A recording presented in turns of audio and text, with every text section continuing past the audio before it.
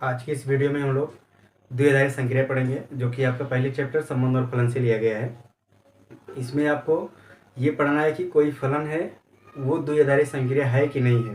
तो इस बात को हम कैसे चेक करेंगे और द्विआधारी संक्रिया क्या होती है, इसके बारे में हम लोग चर्चा करेंगे। तो चलिए हम देखते हैं। सबसे पहले संक्रिया पे हम लोग चर्चा करेंगे। संक्रिया क्या होता है कि संक्रिया जैसे आप जानते हैं कि जोड़, घटाना, गुणा, भाग या एलसीएम, एचसीएफ, इस प्रकार से छोटा बड़ा जो भी है, ये सभी क्या होती हैं, संक्रिया होती हैं। ये आपकी बेसिक संक्रिया हैं जो कि आप लोग शुरू से ही पढ़ते आ रहे हैं। तो संक्रिया आप जब भी देखेंगे तो ये सारी संक्रियाएं हमेशा द्विआधारी होती हैं। द्विआधारी का मतलब क्या है कि हमेशा दो ही टर्म के बीच में संक्रिया होती है। दो टर्म का मतलब दो पदों के बीच में।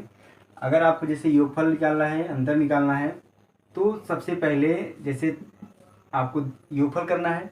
अगर मान लीजिए यहाँ पे तीन संख्या है, तीनों का योगफल करना है, तो आप तीनों का योगफल एक साथ नहीं करते हैं।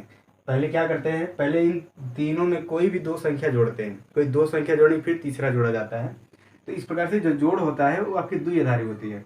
जब कोई संक्रिया दो आधारों पर होती है, दो आधार मतलब दो पदों के बीच में होगा, तो उस संक्रिया को क्या बोला जाता है, द्विआधारी संक्रिया। ठीक है। अब द्विआधारी संक्रिया में आपको द्विआधारी संक्रिया आपको बता दिया जाए कि द्विआधारी संक्रिया भी एक फलन होता है। और फलन के बारे में आप जानते हैं कि फलन के प्रांत के प्रत्येक अवयव का एक अद्वितीय प्रतिबिंब होता है। तो हम द्विआधारी संक्रिया भी पहचानेंगे। किस आधार पर पहचानेंगे, फलन के आधार पर पहचानेंगे। और द्विआधारी संक्रिया में आपको पहचान उसका करने के लिए आपको ये जानना जरूरी है कि कोई फलन होता है, कोई यदि फलन है तो उसका जो प्रांत और सहप्रांत होता है, तो प्रांत के प्रत्येक अवयव का सहप्रांत में एक अद्वितीय प्रतिबिंब होता है। ये बात आपको पता है। तो इसी आधार पे हम द्विआधारी संक्रिया भी पहचानेंगे। सबसे पहले हम देखेंगे द्विआधारी संक्रिया को परिभाषित करके कि क्या है द्विआधारी संक्रिया। जैसा कि आपको द्विआधारी संक्रिया में ये बताया हमने कि हमेशा ये दो आधार पर होता है। तो द्विआधारी संक्रिया जैसा हम यहाँ पे एक स्टार से दिखा रहे हैं, ये संक्रिया आपकी जब यहाँ पे दो संख्या को लेकर के हम संक्रिया कराएंगे, तो यहाँ पे आपका ए क्रॉस ए, अर्थात यहाँ पे दो एलिमेंट जब लिए जाएंगे, दो की भी संक्रिया होगी तो ए क्रॉस ए हो जाएगा। और इसकी संक्रिया होने के बाद जो आपका एलिमेंट मिलेगा, तीसरा अवयव संख्या जो मिलेगा, वो सहप्रांत के अवयव से लिए जाएंगे। तो जब आप इसको ध्यान से देखेंगे द्विआधारी संक्रिया, तो इसमें आप देखिए कि जब हम दो संख्याओं के बीच संक्रिया कराएंगे तो एक तीसरी संख्या मिलेगी। और तीसरी संख्या किसमें मिलेगा, यदि सहप्रांत के अवयव से मिल रहा है, अर्थात किसी समुच्चय ए से दो संख्या के लिए संक्रिया कराई जाए और तीसरा अवयव जो मिले वो भी समुच्चय ए से मिले, समुच्चय ए में रहे, तो आप कहेंगे कि यह संक्रिया आपकी द्विआधारी संक्रिया है। कैसे, जैसे आप फलन को जानते हैं कि अगर इसमें से कोई एलिमेंट हम फलन में रखेंगे तो इसका प्रतिबिंब जो है सहप्रांत में बनता है, तो इसके सभी अवयव का प्रतिबिंब इसमें होना चाहिए। इसीलिए ये जो आपका संक्रिया है ये भी एक फलन होता है। तो फलन होने के कारण इसके जो प्रांत के अवयव लिए जाएंगे, इनका इसमें प्रतिबिंब होना जरूरी है। अर्थात समुच्चय से जो एलिमेंट लेके संक्रिया कराएंगे और वह संक्रिया अगर इस समुच्चय में उसका संख्या मिल रहा है, संक्रिया कराने के बाद जो संख्या मिलेगी, यदि वह इस समुच्चय में है, तो आप कहेंगे कि यह आपकी फलन जो दिया गया है यह द्विआधारी संक्रिया है। क्लियर। द्विआधारी संक्रिया आप पहचान लेंगे।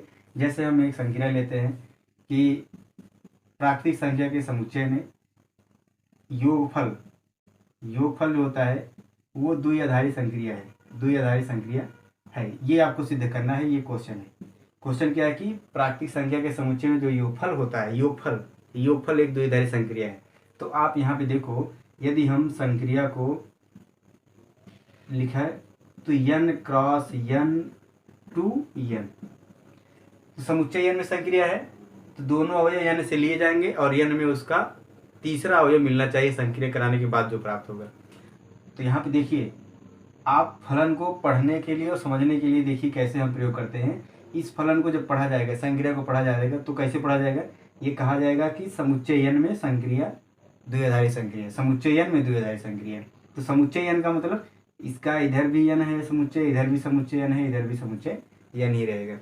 तो अब देखो, प्राकृतिक संख्या के अवयव को अगर लिया जाए और उनको संक्रिया हम कराएं, जैसे 2 और 3 ले लिया जाए, 2 और 3 मतलब पहले सेट से 2 ले लिया जाए, दूसरे सेट से 3 ले लिया जाए, और इसकी जब हम संक्रिया कराएंगे, इसकी संक्रिया कराएं, कौन सी संक्रिया, योगफल की, तो जब 2 और 3 जोड़ेंगे तो कितना आएगा, 5 आएगा। तो क्या ये 5 जो मिल रहा है 2 और 3 की संक्रिया कराने के बाद जो 5 मिल रहा है ये इस समुच्चय में है कि नहीं है, तो आप कहेंगे 5 जो है इसमें है।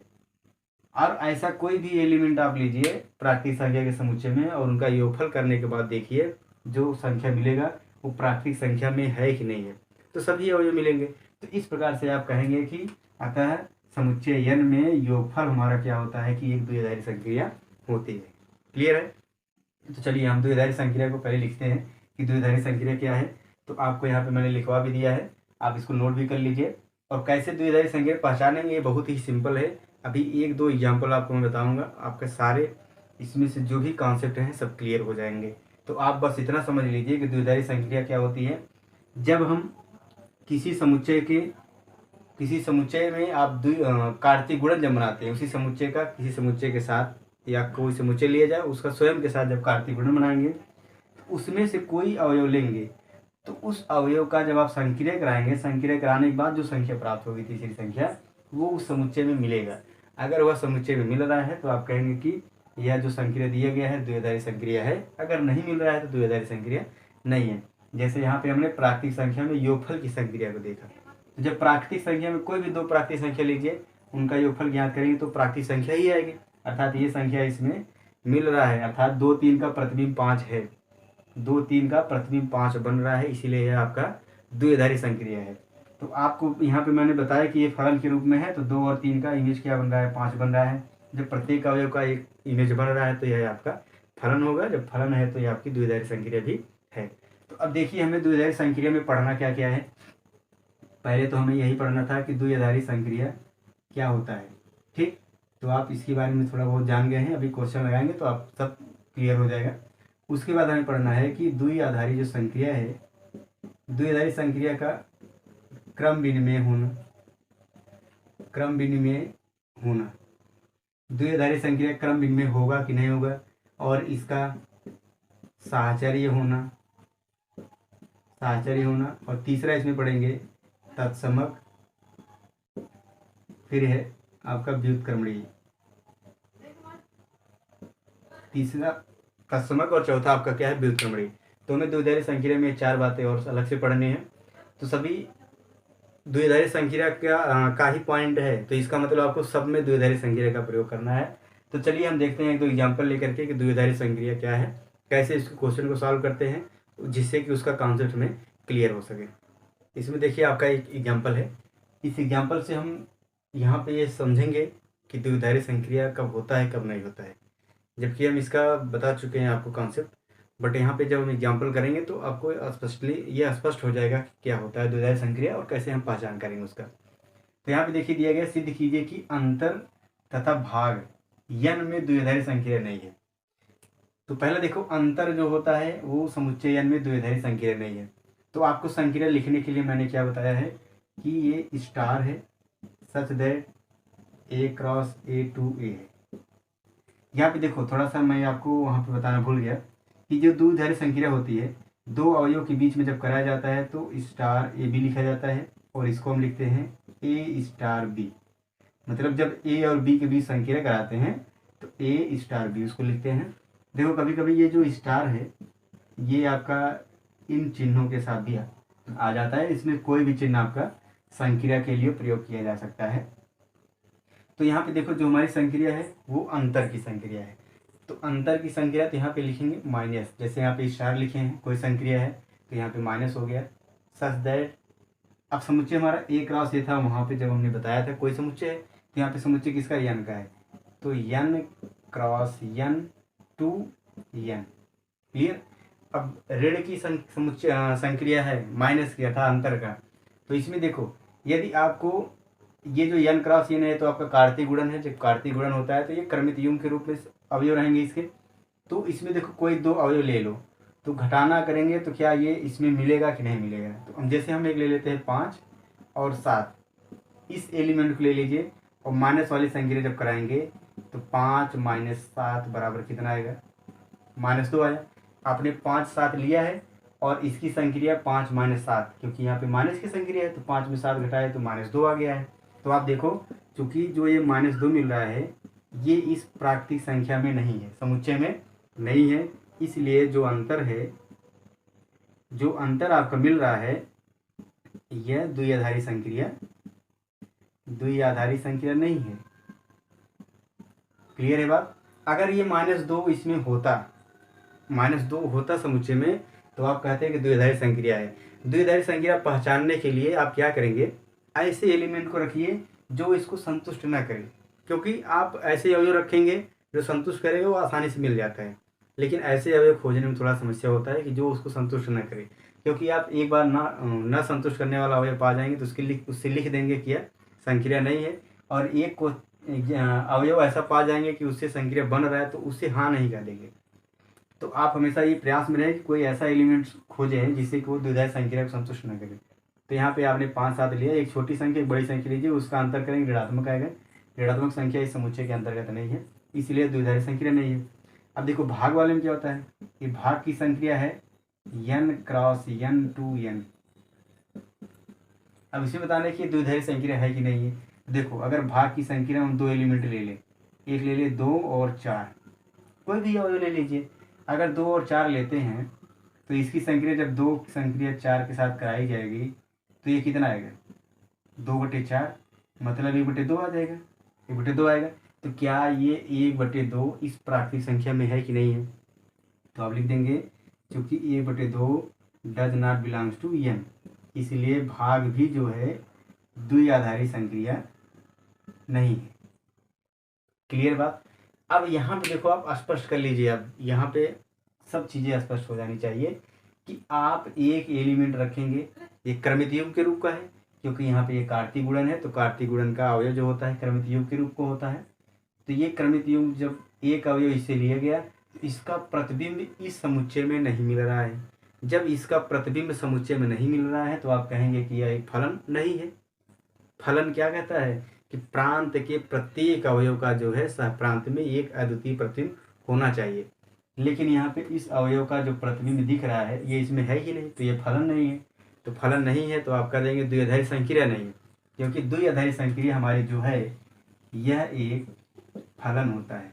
क्या होता है, एक फलन होता है। तो फलन होने के लिए आपको ये इमेज होना चाहिए, तो नहीं है तो यह द्विआधारी संक्रिया नहीं है। इसी प्रकार से ऋण वाले संक्रिया में देख रहे हैं ये भी इसमें नहीं है, तो ये द्विआधारी संक्रिया नहीं है। क्लियर है क्वेश्चन। देखेंगे नेक्स्ट क्वेश्चन क्या है। देखिए आपका नेक्स्ट एग्जांपल दिया है कि सिद्ध कीजिए कि star such that r cross r2r ये आपका जो संक्रिया है फलन है उसका प्रांत और सहप्रांत दिया है। इसमें 2 अवयव लिए जाएंगे, 2 अवयव की संक्रिया क्या है, a + 4b² की संक्रिया दिया है। मतलब 2 अवयव जब रखेंगे तो a और b में किस प्रकार की संक्रिया है, तो संक्रिया आपको यहाँ पे दिया गया है, द्वारा प्रदत्त एक द्विआधारी संक्रिया है। ये सिद्ध करना है कि जो ये आपकी संक्रिया दी गई है ये इस समुच्चय में आपका द्विआधारी संक्रिया है। तो आप यहाँ पे देखो, जब हमारा ये संक्रिया r क्रॉस r2r दिया है, इसमें a और b की संक्रिया बराबर क्या है, a + 4b² है। a और b की संक्रिया बराबर क्या है, a + 4b² है। अब a और b दो वास्तविक संख्या मतलब इस कार्तीय गुणन का कोई भी क्रमित युग्म लिया जाए तो उसका जब हम संक्रिया कराएंगे तो क्या ये जो संक्रिया कराने के बाद संख्या मिलेगा वो वास्तविक संख्या में उसका एलिमेंट रहेगा कि नहीं रहेगा, अर्थात उसका अवयव होगा कि नहीं होगा। तो आप देखो जब ये वास्तविक संख्या है तो यहाँ पे वास्तविक संख्या रखो, यहाँ पे वास्तविक संख्या रखो, ये भी स्क्वायर करेंगे तो ये सॉल्व करने के बाद वास्तविक संख्या ही मिलेगी। जैसे आप यहाँ पे एक ले लो 2 और एक ले लीजिए -1 ले लो, तो यहाँ संक्रिया कराओ, यहाँ पे 2 हो गया, यहाँ पे 4 गुणे -1 का स्क्वायर करेंगे 1 आएगा, 2 + 4 आपका 6 मिल रहा है। तो आप यहाँ लिख सकते हैं कि a और b कोई भी 2 अवयव लीजिए, इनका कोई भी क्रमित युग्म आप रखेंगे तो क्रमित युग्म देखो जैसे 2 और -1 रखा गया ना, ये क्रमित युग्म तो है, एक क्रमित युग्म 2 -1 रखा गया, एक स्थान 2 b के स्थान -1। तो जब ये रखेंगे तो यहाँ पे प्रत्येक का जो संक्रिया कराने के बाद संख्या मिलेगा वो संख्या इस वास्तविक संख्या में रहेगा, अर्थात इसका एक अवयव रहेगा। तो आप लिखेंगे क्योंकि प्रत्येक प्रत्येक क्रमित युग्म AB के लिए AB का प्रतिबिंब आर में है, ए बी का प्रतिबिंब आर में है, इसलिए यह आपका जो संक्रिया है, यह संक्रिया आपकी द्विआधारी है। क्लियर है कि नहीं? क्योंकि यहाँ पे 6 जो है वास्तविक संख्या का एक अवयव है।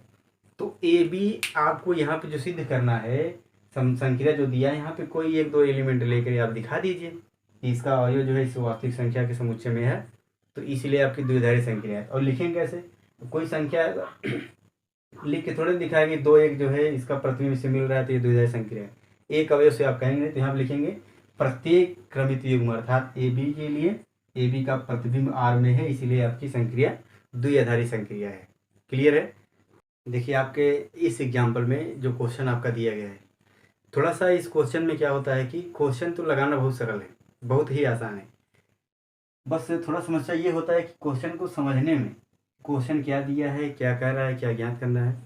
अगर इसको समझने में आप थोड़ा सा भी गड़बड़ हो गए तो समझिए कि क्वेश्चन लगाने में समस्या हो जाएगा, जबकि लगाना कुछ नहीं है, केवल आपको लिखना है द्विआधारी संक्रिया है कि नहीं है, पर क्वेश्चन समझने में थोड़ा सा समस्या हो सकता है। तो देखिए क्वेश्चन क्या है कि सिद्ध कीजिए कि ए बी टू अधिकतम ए बी। इसका मतलब क्या है कि जो संक्रिया है यही संक्रिया है, ये आपकी संक्रिया है, और ए और बी में कैसी संक्रिया है? अधिकतम ए बी, मतलब ए और बी में कौन ज़्यादा है। जैसे हम 5 और 2 की संक्रिया कराएं तो इसका मान क्या होगा? अधिकतम ए और बी में कौन ज़्यादा है, तो ए और बी में कौन ज़्यादा है? 5। तो 5 और 2 की संक्रिया जब कराएंगे तो 5 स्टार 2 बराबर कितना आ जाएगा? 5। ये संक्रिया बहुत सरल है, बस आप देखो और समझो।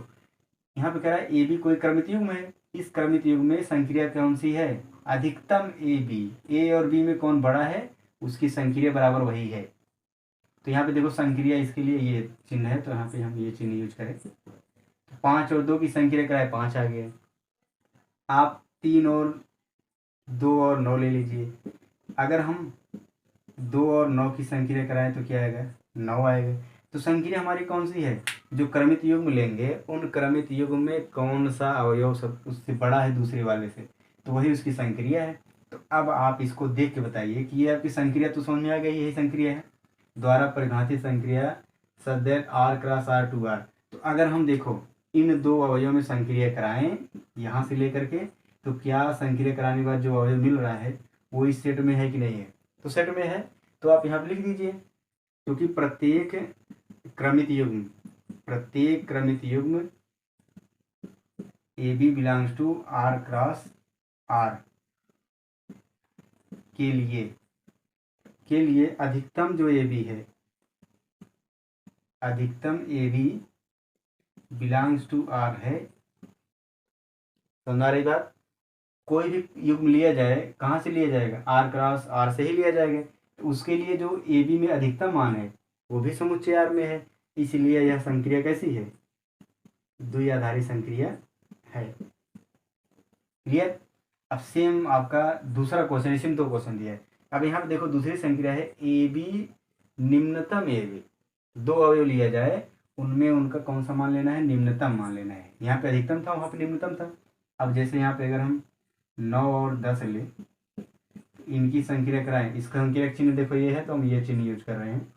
तो इसका मान कितना आएगा? 9, क्योंकि 9 और 10 में कौन छोटा है? 9 ही है।